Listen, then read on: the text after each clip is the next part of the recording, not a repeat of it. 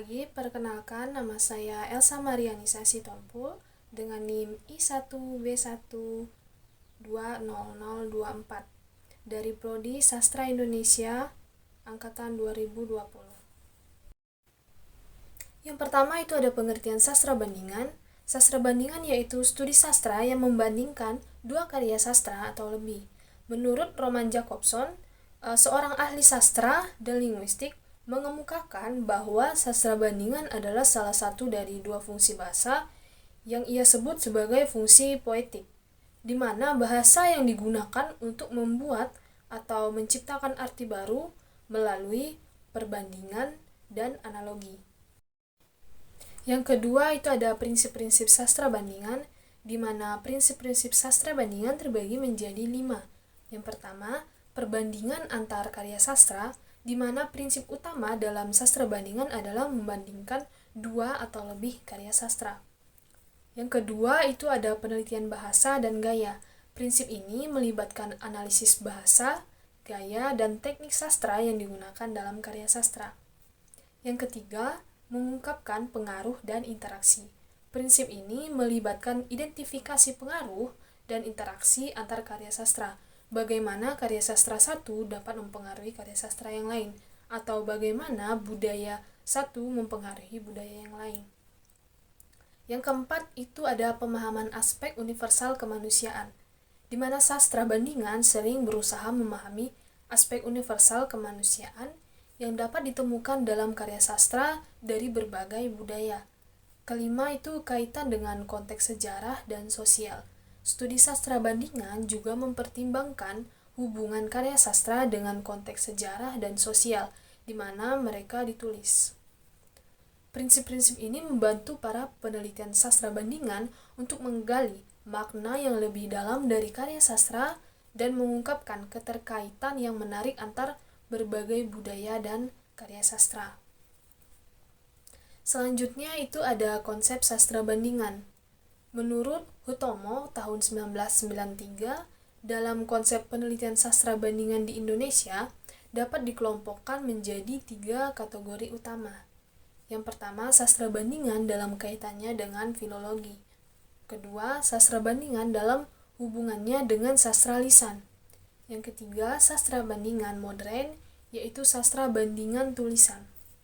Setelah pertemuan selanjutnya itu membahas mengenai sejarah sastra dunia, sejarah sastra bandingan, dan ruang lingkup sastra bandingan.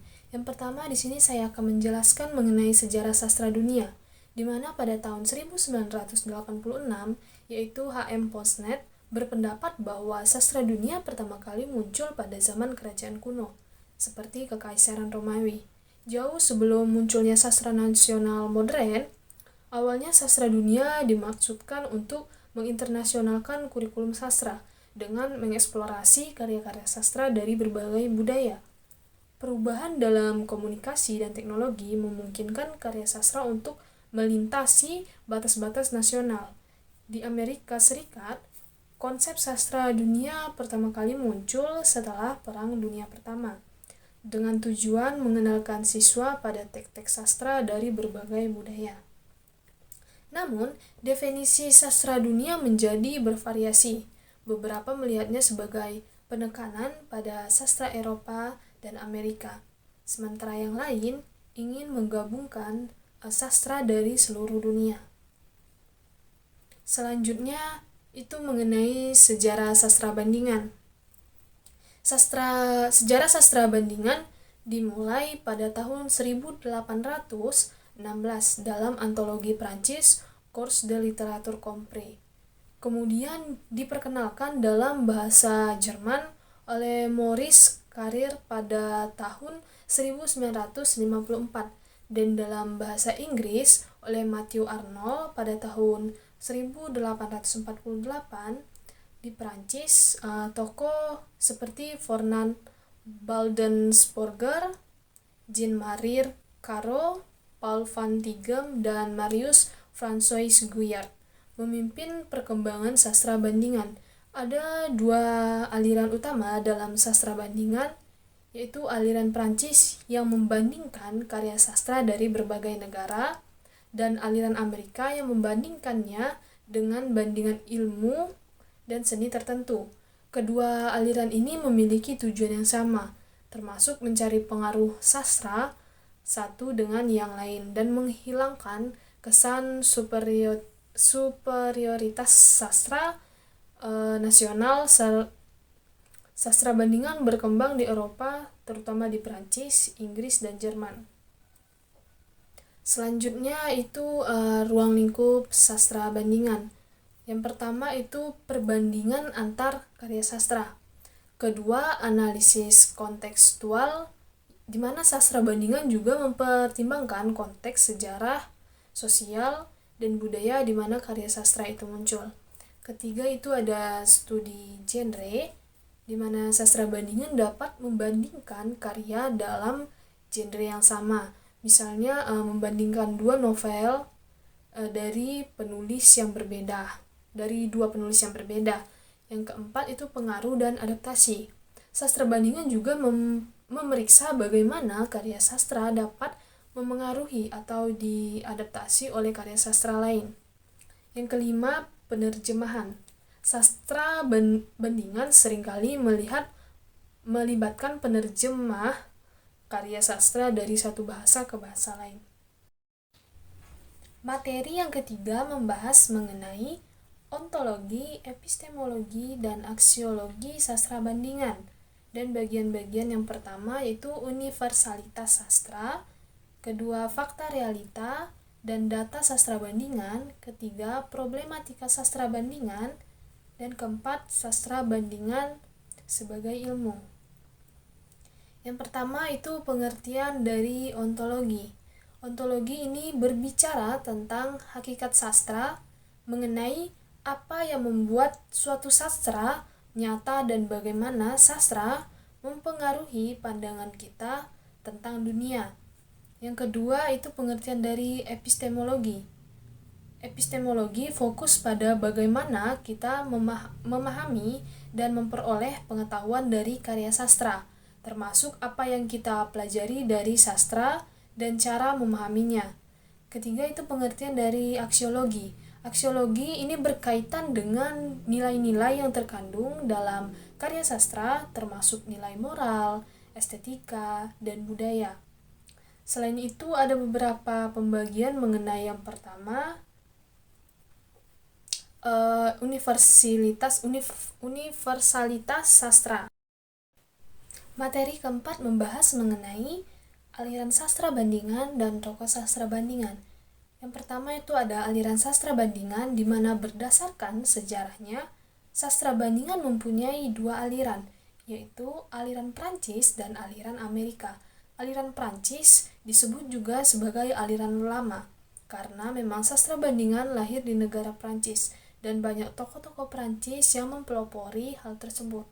Sedangkan aliran Amerika disebut sebagai aliran baru karena aliran Amerika meneruskan dan mengembangkan aliran Prancis. Perbedaan dari aliran Prancis dan Amerika di mana yaitu aliran Prancis itu membandingkan dua karya sastra dari dua negara yang berbeda, sedangkan aliran Amerika membandingkan dua karya sastra dari dua negara yang berbeda. Yang kedua, membandingkan karya sastra dengan bidang ilmu dan seni tertentu. Kedua, tokoh sastra bandingan. Yang pertama ada William Shakespeare, kedua Langston Hughes, ketiga F. Scott Fitzgerald, keempat John Donne, kelima John Milton, keenam Emily Dickinson, ketujuh Homer, kedelapan Geoffrey Chaucer. Pertemuan kelima membahas mengenai yang pertama kajian bentuk sastra bandingan dan formula sastra bandingan. Yang pertama, kajian bentuk sastra bandingan, di mana kajian bentuk sastra bandingan atau dalam bahasa Inggris disebut comparative literary studies, yaitu bidang penelitian yang membandingkan karya sastra dari budaya, waktu, dan aliran sastra untuk menganalisis persamaan, perbedaan, dan pengaruh di antara mereka. Kajian ini bertujuan untuk memahami aspek-aspek universal dan khusus dari sastra serta bagaimana sastra dapat merefleksikan dan membentuk budaya dan masyarakat. Kajian bentuk sastra bandingan terbagi menjadi 7. Yang pertama, identifikasi karya yang dibandingkan. Kedua, analisis konteks. Ketiga, analisis isi. Keempat, identifikasi persamaan. Kelima, pemahaman perbedaan. Keenam, analisis makna dan signifikansi. Ketujuh, hubungan dengan konteks sastra lebih luas. Yang kedua, formula sastra bandingan. Formula sastra bandingan adalah perbandingan atau perumpamaan dalam sastra yang digunakan untuk menyamakan atau menggambarkan suatu objek atau konsep dengan objek konsep lain dengan tujuan untuk memberikan pemahaman yang lebih mendalam atau efek estetik. Materi keenam membahas mengenai perkembangan dan pengaruh dalam kajian sastra bandingan. Perkembangan dan pengaruh dalam kajian sastra bandingan itu perkembangan dalam kajian sastra bandingan melibatkan perluasan wilayah, pengaruh dari Eropa ke Amerika dan Asia. Selain perbandingan antar bangsa, sastra bandingan juga memeriksa ciri-ciri keindahan dalam berbagai aspek sastra seperti tema, plot, perwatakan, latar, dan pengaruh dalam berbagai konteks. Kajian sastra bandingan juga mencakup teori, kritik, dan penggunaan dalam mempertahankan sastra lokal dan nasional. Selanjutnya itu ada sastra bandingan dan contoh perubahannya. Sastra bandingan melibatkan perbandingan dan eksplorasi tema, pengarang, genetik, zaman, bentuk, dan konteks dari kedua karya atau lebih dari negara yang berbeda. Tujuannya adalah untuk menghapus pandangan sempit tentang sastra nasional dan menghilangkan anggapan bahwa satu sastra nasional lebih baik dari yang lain. Contoh perubahan dalam sastra bandingan termasuk penelitian perubahan dalam karya sastra lisan, perbandingan antar periode sastra yang berbeda atau wilayah geografis sastra. Yang ketiga, aliran Amerika dan romantisme Eropa.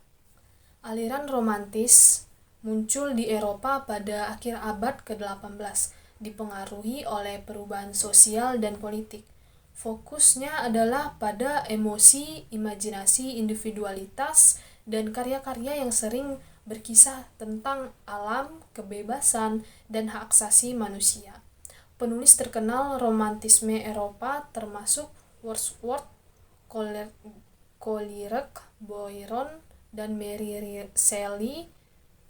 Romantisme di Amerika muncul pada awal abad ke-19 dan dipengaruhi oleh peristiwa seperti Revolusi Kemerdekaan. Sastra romantisme Amerika mengeksplorasi manifestation dan eksplorasi ke barat. Beberapa penulis terkenal termasuk Irving, Poe, Hawthorne, dan Melville. Yang keempat ada sastra bandingan dan materialisme kultural. Sastra bandingan adalah pendekatan untuk membandingkan karya sastra dari berbagai budaya, sementara materialisme kultural adalah teori yang menghubungkan budaya dengan aspek sosial dan ekonomi. Sastra bandingan memungkinkan kita memahami persamaan dan perbedaan antara karya sastra dari berbagai tradisi. Sementara materialisme kultural membantu menganalisis bagaimana karya sastra mencerminkan dan mempengaruhi kondisi sosial dan ekonomi dalam masyarakat. Kombinasi kedua sosial dan ekonomi dalam masyarakat, kombinasi kedua pendekatan ini membantu penelitian memahami bagaimana karya sastra terkait dengan konteks sosial dan ekonomi yang beragam.